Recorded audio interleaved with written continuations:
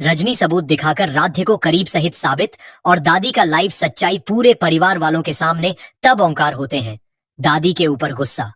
दादी ने अपने आप को बचाने के लिए ओमकार के सामने हाथ को जोड़ करके माफी मांगती है। बेटा, हमें तुम एक मौका और दे दो सुधारने के लिए। अगली बार से मैं कोई भी गलती नहीं करूंगी। दादी ने राध्य को घर से बाहर निकालने के लिए इतनी अच्छी तरह से अपनी प्लान बनाई हुई थी जो कि दादी के ऊपर किसी को भी थोड़ा सा भी शक नहीं हो पाया था। लेकिन आज पता चल जाता है कि दादी राध्य को इस घर से बाहर निकालने के लिए कुछ भी कर सकती है। प्रथम भी बोलता है, दादी आप इतना नीचे गिर जाओगी, मैं तो कभी सोचा नहीं था। दादी ने राध्या के ऊपर झूठा आरोप लगाकर निकल घर से बाहर, लेकिन प्रथम राध्य को रोक करके दादी के ऊपर गुस्सा हो जाता है।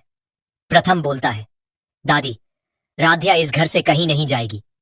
दादी का उर्मी का पूरी तरह से हालत खराब हो जाता है डर के मारा, क्योंकि प्रथम इतना ज्यादा गुस्से में आ जाता है। अगर यहां पर प्रथम के बीच में आज कोई भी आता तो फिर प्रथम राध्या के लिए सबको भूल करके उसको सबक सीखना।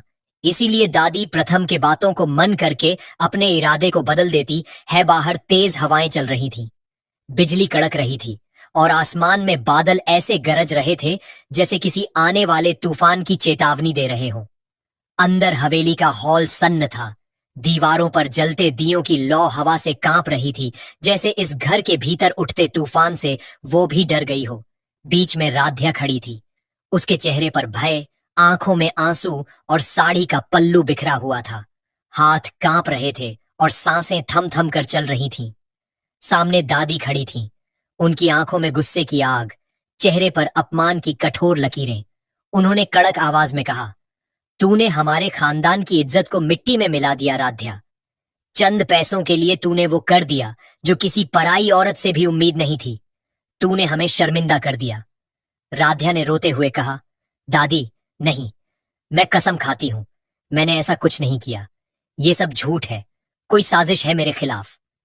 दादी ने तीखे स्वर में जवाब दिया, बस बहुत झूठ बोल चुकी तू। अब कोई तेरी सफाई नहीं सुनेगा।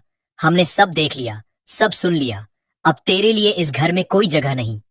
हॉल में खामोशी थी, लेकिन उस खामोशी में नफरत की सरसराहट थी। गौरी ने अपनी बहन सुजाता के कान में फुसफुसाया, मैंने कहा था ना, इस लड़की से एक दिन बर्बादी ही आएगी।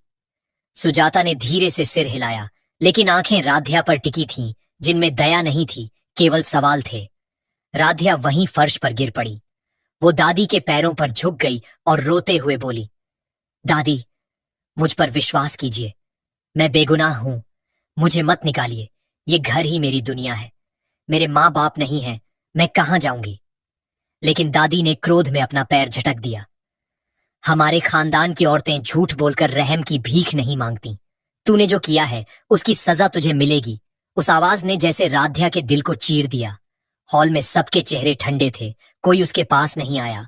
और तभी कमरे के कोने से एक धीमी मगर ठंडी आवाज गूंजी, बस दादी, अब बहुत हो गया। सबकी नजर उस दिशा में गई। प्रथम आगे आया। उसकी आंखों में गुस्सा था, लेकिन उसके भीतर कहीं गहराई में एक तूफान था। वो धीरे धीरे आगे बढ़ा। हर कदम की आहट पूरे हॉल में गूंज रही थी। वो दादी के सामने आकर रुका और शांत स्वर में बोला, दादी, अगर किसी ने इस घर की इज्जत को ठेस पहुंचाई है तो वो राध्या नहीं, वो हैं जिन्होंने बिना सच जाने इल्जाम लगाया। दादी ने गुस्से से कहा, प्रथम, तुझे क्या हो गया है? तू इस औरत के लिए अपनी दादी से बहस करेगा? प्रथम ने जवाब दिया, मैं बहस नहीं कर रहा दादी, बस इतना कह रहा हूं कि जब तक सच सामने नहीं आता कोई किसी को इस घर से नहीं निकाल सकता। हॉल में एक पल के लिए सन्नाटा छा गया।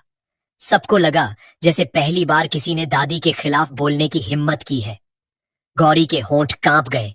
निहारिका ने धीमे स्वर में कहा, प्रथम भाई, आप समझते क्यों नहीं?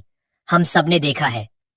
प्रथम ने उसे रोकते हुए कहा, निहारिका, जो तुमने देखा वो शायद वैसा नहीं जैसा दिखा। इस घर में सच्चाई हमेशा पर्दों के पीछे रहती है। दादी ने गुस्से में अपनी मुट्ठी भींच ली।